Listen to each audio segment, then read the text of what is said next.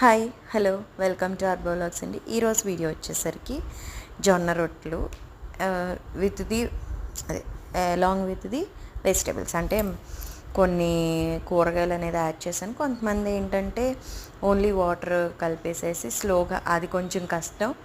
దాంతో కంపేర్ చేస్తే ఇది కొంచెం ఈజీ.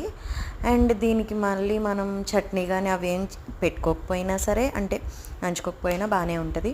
సో ఫస్ట్గా దానికి కావాల్సిన పదార్థాలు అండ్ ప్రొసీజర్ ఏంటో చూసేసుకుందాం, వచ్చేయండి. నేను వీడియోలో చూపిస్తున్నట్టుగా ఒక 2 ఉల్లిపాయలు సన్నగా తరిగి, అండ్ క్యారెట్ ఉంటే క్యారెట్, మీ ఇంట్లో లేదు సొరకాయ ఉంటే సొరకాయ అలా వేసేసుకొని చిన్నగా అంటే తరిగేసుకొని అందులో ఒక గిన్నెలో వేసేసుకోవాలి. వేసేసుకున్నాక నేను తీసుకున్న వెజిటేబుల్స్కి అంటే ఆ కూరగాయలకి నేను 1 కప్పు జొన్నపిండి అనేది తీసుకున్నాక దాన్ని బాగా మిక్స్ చేసేసుకున్నానండి. చేసుకున్నాక ఏంటంటే ఇంకొకటి, ఇందులో వాటర్ కొంచెం పడినాయి. ఓన్లీ సొరకాయ వాటర్తోనే సరిపోలేదు. నేను 1 కప్పు తీసుకున్నాను.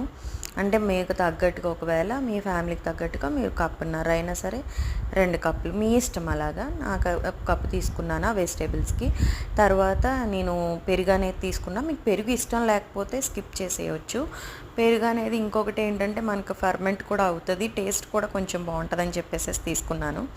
అలాగే మనం కలిపేసుకున్నాక, అండ్ నాకు పెరుగు తీసుకున్నాక కూడా కొంచెం వాటర్ అనేవి పడినాయి. మనకి కుదిరిన కన్సిస్టెన్సీ బట్టి మనం తీసుకోవాలండి. ఆ వాటర్ అనేవి పడ్డాక ఆ క్లోజ్ చేసుకొని, అంటే మొత్తం కలిపేసుకొని మూత పెట్టేసేసుకొని పక్కన పెట్టేసుకోవాలి. అంటే నేను మొత్తం పెరిగే తీసుకున్నాను అండ్ కొంచెం వాటర్ కూడా తీసుకున్నాను. ఆ క్లిప్ అనేది నేను వీడియో రికార్డ్ అనేది చేసుకోలేదు. ఆ తర్వాత క్లోజ్ చేసుకొని పక్కన పెట్టేసుకున్నాక ఒక 10 to 15 మినిట్స్ ఆగాక మళ్ళీ మనం పాన్ అనేది పెట్టుకొని, అంటే అట్ల పెనము లేకపోతే ఏదన్నా చపాతీ కాల్చుకునేది ఏదైనా తీసుకొని, అంటే ఇప్పుడు మనం అది కాల్చుకున్నాక మళ్ళీ దోశలు రావు అలాంటిది ఏం లేదు, మామూలుగానే అయిపోద్ది తోమేసుకున్నాక.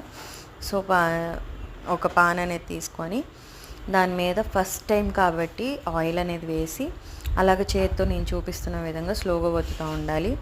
యాజ్ యూజువల్ మీకు కనుక చేత్తో అలవాటు లేదు, చేయలేము అని అనుకున్నప్పుడు మామూలుగా స్పూన్తో చేసుకోండి. అండ్ సింగిల్ హ్యాండ్తో కెమెరా అంటే